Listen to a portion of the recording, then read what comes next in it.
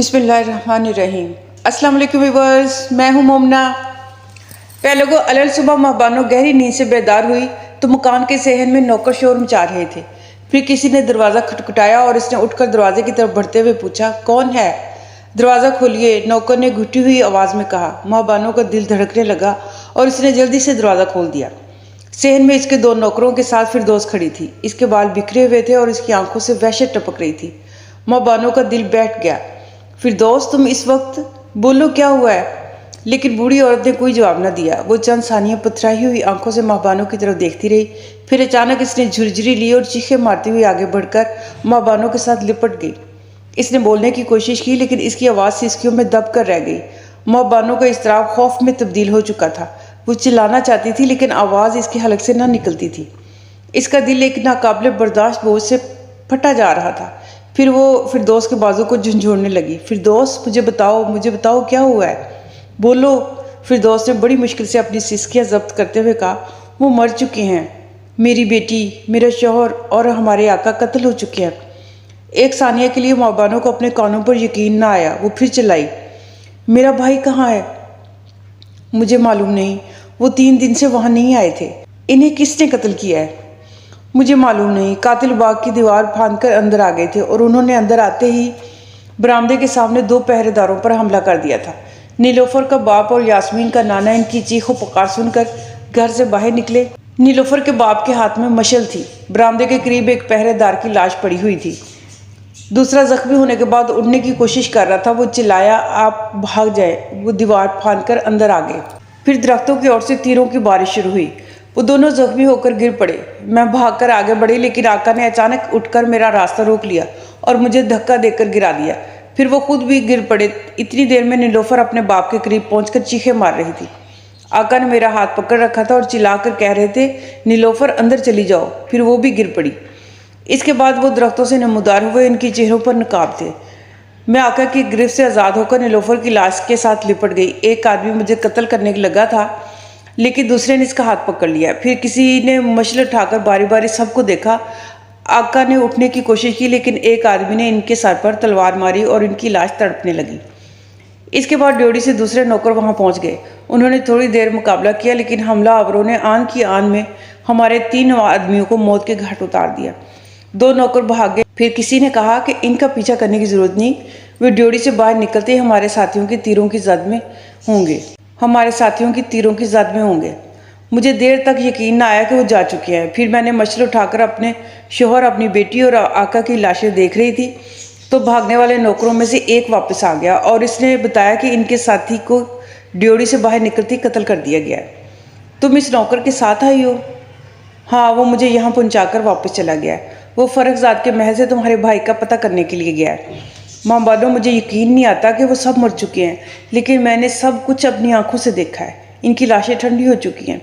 रात फेबर्स मेरे शौहर से ये कह रहा था कि ज़रबख्त बहुत मसरूफ़ है, इसलिए तुम महबानो को चंद दिन के लिए यहाँ ले आओ। और नीलोफर बहुत खुश थी। वो कहती थी कि मैं सुबह होते अपने अब्बा के साथ जाऊँगी।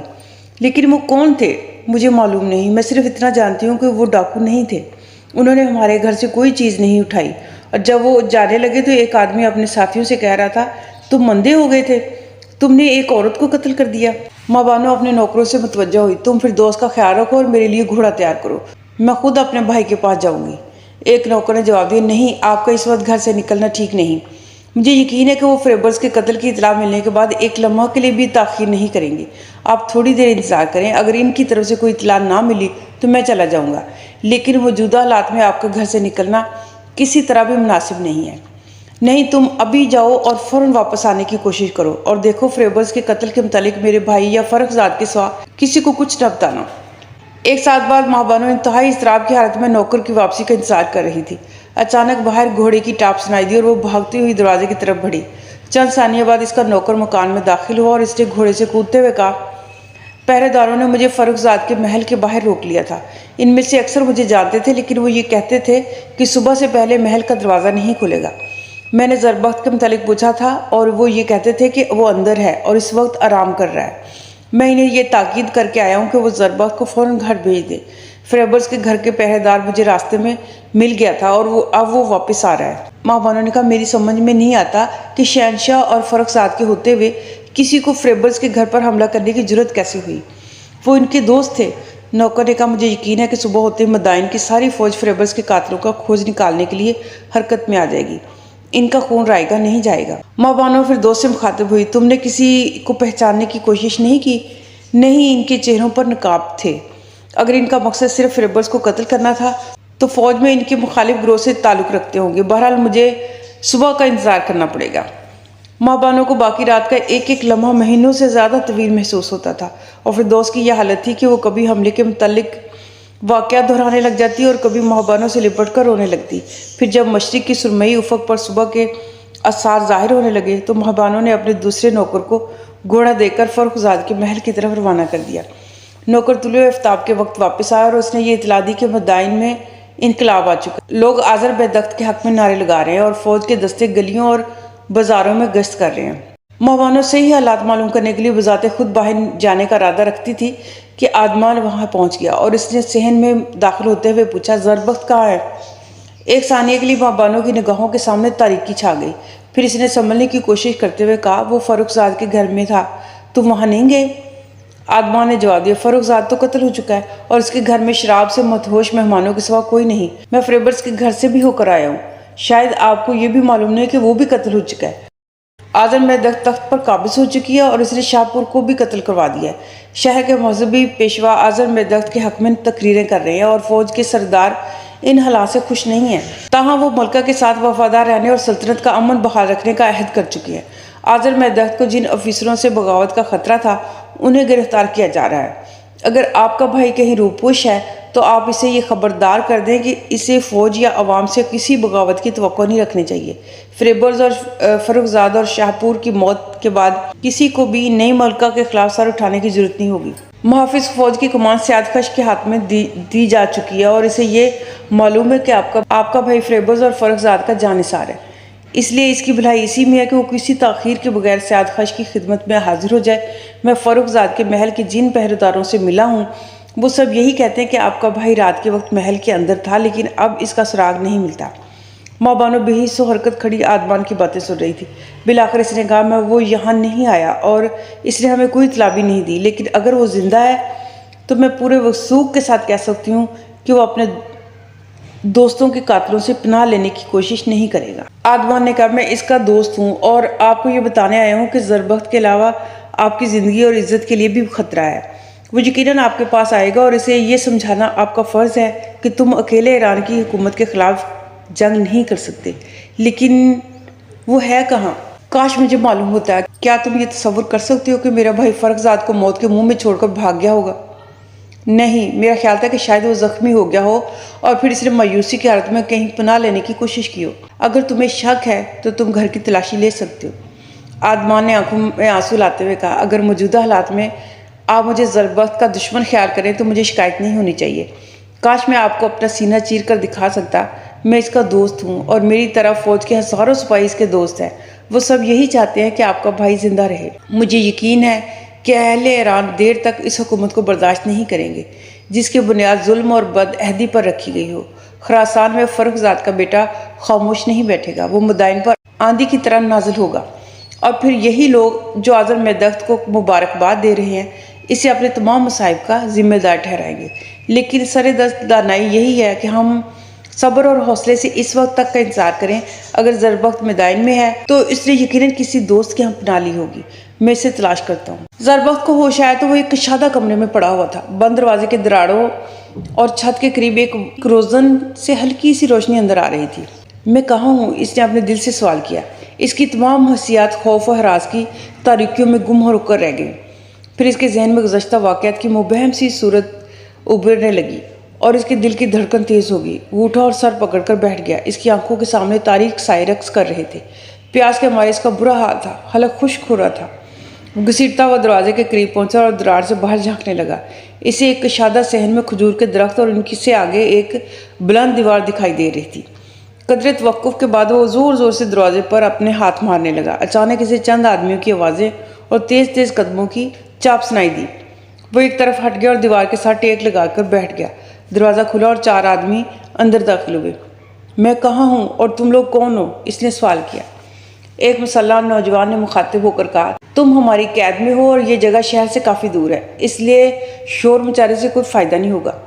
لیکن مجھے کس کے حکم سے یہاں لایا گیا؟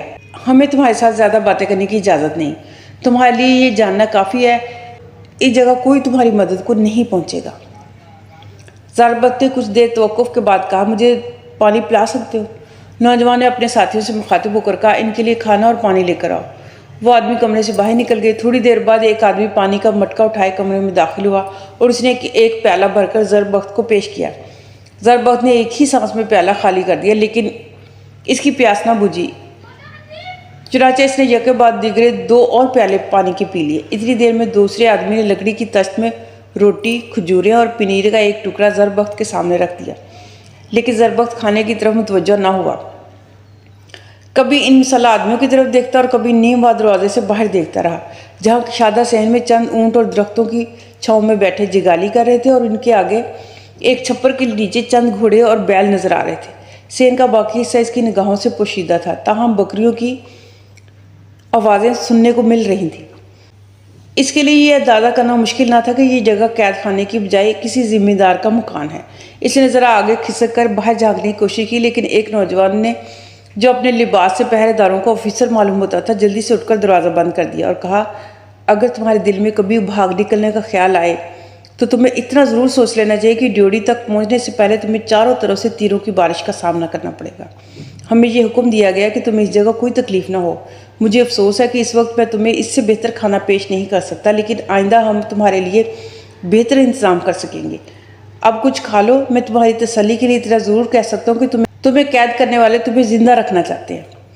زربخت نے کہا، اگر تم مجھے یہ بتا سکو کہ میں فروخ زاد کے محل سے یہاں کس طرح پہنچ گیا تو میں تمہارا حکم ماننے کے لیے تیار ہوں۔ نوجوان نے اپنے ساتھیوں کی طرف دیکھا اور چند ثانیہ سوچنے کے بعد جواب دیا، تمہیں یہ بتا سکتا ہوں کہ جو لوگ تمہیں یہاں لائے تھے انہوں نے ہمیں اس کے سوا کچھ نہیں بتایا کہ تم ایک خطرناک آدمی ہو، اور اگر تم بھاگ گئے تو ہم سب کو پھانسی پر لٹکا دیا جائے گا۔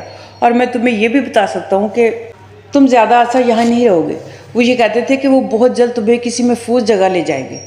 یہ کسی ذمہ دار کا گھر ہے؟ ہاں، لیکن یہاں صرف اس کے نوکر اور مزدارے رہتے ہیں، اور تمہاری قید کے ساتھ اس کا کوئی تعلق نہیں۔ وہ عام طور پر مدائن میں رہتا ہے اور تمہیں ایک بڑے آدمی کے نوکر یہاں چھوڑ کر گئے ہیں۔ میں تمہیں بتانا چاہتا ہوں کہ ہم میں سے کوئی بھی تمہارا دشمن نہیں ہے۔ ہم یہ بھی نہیں جانتے کہ تم کون ہو۔ زربخت نے کہا، میں اپنی جان بچانے کے لیے تمہاری زندگی خطرے میں ڈالنا پسند نہیں کروں گا، لیکن اگر تم مجھے اس بڑے آدمی کا نام بتا سکو تو میری بہت سی الجھنیں دور ہو جائیں گی۔ مجھے یہ تمام واقعات ایک خواب سا محسوس ہوتے ہیں۔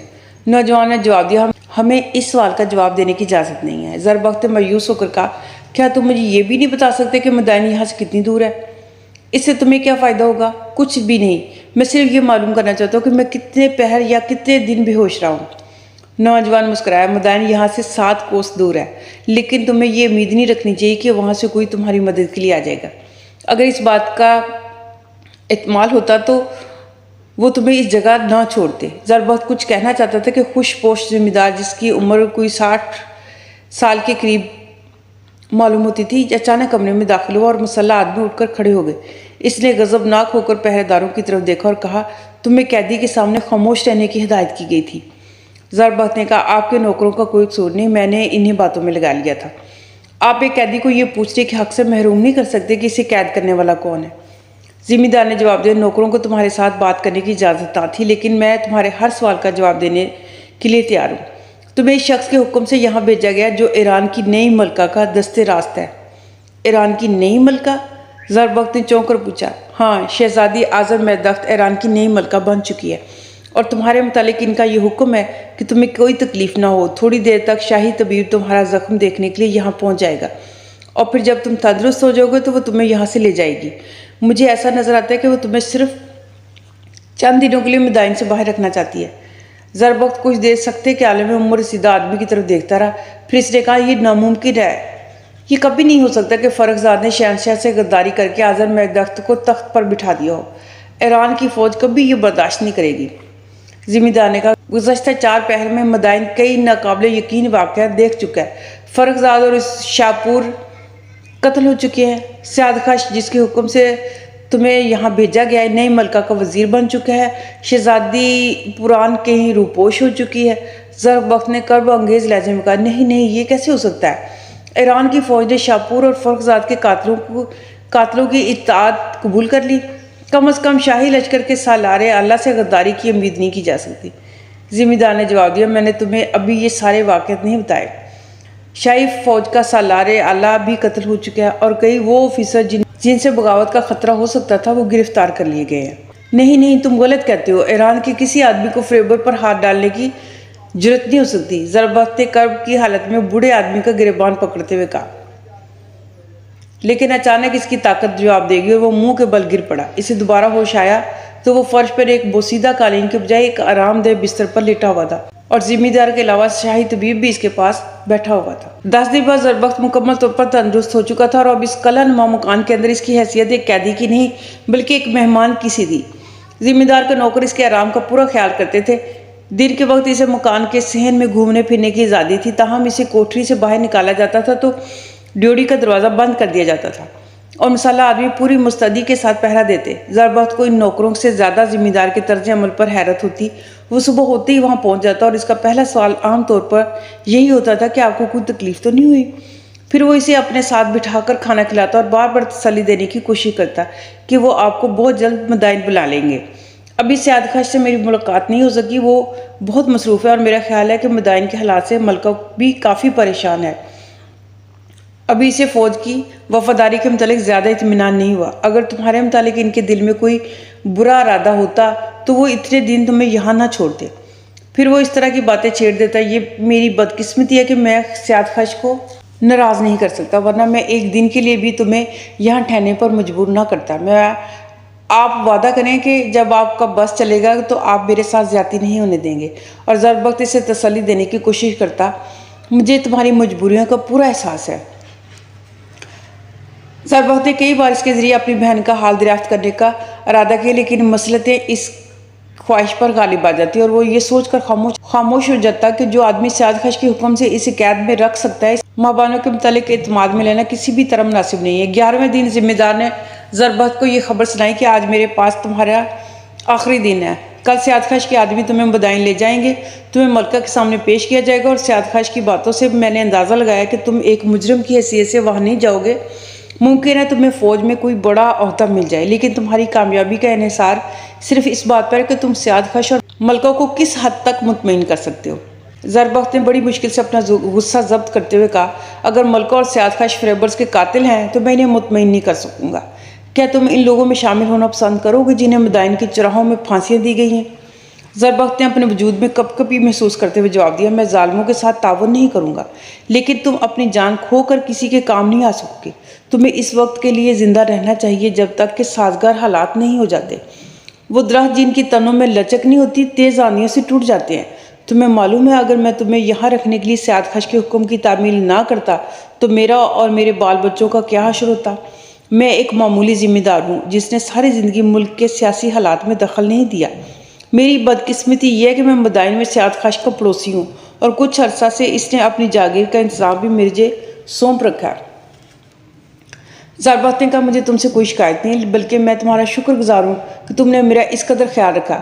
ذمہ دار بولا، میں نے تم پر کوئی احسان نہیں کیا۔ اگر سچ پوچھو تو میں جس قدر سعد خش سے ڈرتا ہوں اسی قدر تم سے بھی ڈرتا ہوں۔ آج وہ غالب ہے، کل تم غالب آ سکتے ہو۔ پھر اگر تم بھی کسی بے گناہ قیدی کو پکڑ کر میرے پاس لے آؤ گے تو میں اس کی حفاظت کی ذمہ داری بھی قبول کرنے سے انکار نہیں کر سکوں گا، لیکن اگر تم مجھ سے کوئی اچھا کام لے سکو گے تو یہ میری خوش قسمتی ہوگی۔ ایک طاقتور آدمی بہت کچھ سوچ سکتا ہے، لیکن ایک کمزور اور بے کس انسان صرف اپنی جان، اپنی روٹی اور اپنے لباس کے متعلق سوچ سکتا ہے۔ ضرب وقت نے کہا، تم یہ چاہتے ہو کہ میں ان قاتلوں کے پاؤں میں گر جاؤں؟ نہیں، میں یہ چاہتا ہوں کہ تم اپنے جذبات کے اظہار کے لیے موزوں وقت کا انتظار کرو۔ پاؤں پر گرنے کے بعد اگر تم ان کی شاہراہ پر ہاتھ ڈال سکو گے تو کیا یہ اس سے بہتر نہیں کہ وہ تمہیں کھڑا ہونے یا خالی ہاتھ اٹھانے سے پہلے ہی مسل دیں؟ ضرب وقت تم بھی ابھی جوان ہو اور میں یہ نہیں چاہتا کہ کوئی حادثہ تمہیں زندگی سے بیزار کر دے۔ شہر میں یہ افواہ گرم ہے کہ رستم اپنے باپ کے قتل کا انتقام لینے کی تیاریاں کر رہا ہے۔ کیا تم اس دن کا انتظار نہیں کرو گے کہ جب وہ میدان میں داخل ہو تو میرے جیسے کمزور لوگ تمہارے پاس پناہ لے سکیں؟ نہیں، اس نے جواب دیا، میں موت سے پہلے مرنا پسند نہیں کروں گا۔ پیارے لوگوں، آج کے لیے اتنا کافی ہے۔ سٹوری بہت انٹرسٹنگ ہوتی جا رہی ہے، مزید جاننا چاہتے ہیں کہ کیا ہوا تو اس کے لیے نیکسٹ ایپیسوڈ دیکھنا ضروری ہے۔ اپنا بہت سارا خیال رکھیے گا اور مجھے دعاؤں میں ضرور یاد رکھیے گا۔ اللہ حافظ۔